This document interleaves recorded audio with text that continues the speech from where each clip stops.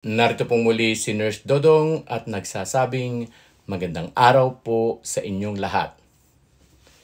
Tinalakay na po natin ang scientific reason, medical reasons, at kung paano nabubuo ang kulangot. Ngayon naman po ay simpleng ilong care. Ayos!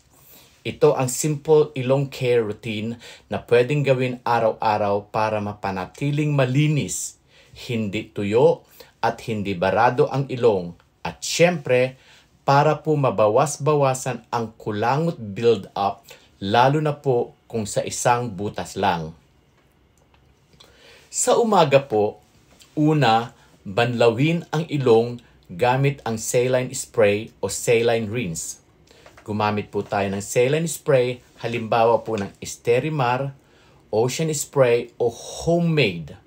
Isang tasang tubig plus kalahating kutsaritang asin plus isang kurot ng baking soda. Ihalo po yon, i-spray o ibanlaw sa magkabilang butas. Ito po ay pinapanambot ang mga natuyong kulangot at tinatanggal ang alikabok. Pangalawa po, uminom ng tubig mga 1 hanggang 2 baso agad pagkagising.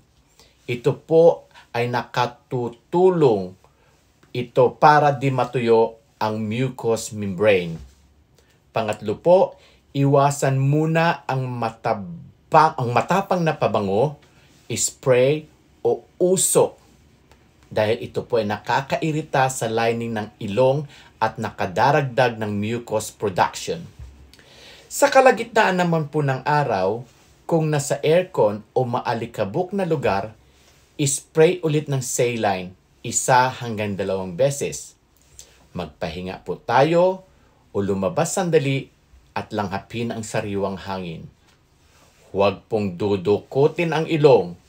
Kung nakakaramdam ng bara, tissue o cotton swab na bahagyang basa lang po ang ating gamitin. At sa gabi, bago po tayo matulog, muling saline spray o banlaw ang gawin natin dahil ito'y nakakatulong para malinis at huminga ng maayos habang tayo po ay natutulog. Gumamit po tayo ng humidifier o maglagay ng mangkok ng tubig sa tabi ng kama. Ito po ay pinapataas nito ang moisture ng hangin para hindi po matuyo ang ating ilong. Iwasan din po nating humiga sa isang side lang palagi para pantay po ang airflow at hindi isang butas lang ang mas natutuyuan. Bonus tips!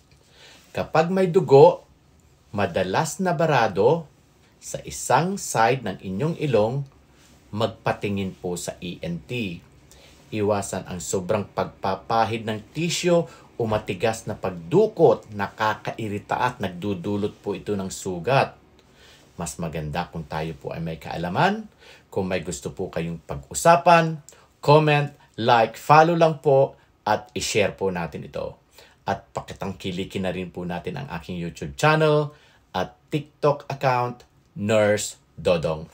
Muli, ito po si Nurse Dodong at nagsasabing magandang araw po at maraming salamat po sa suporta.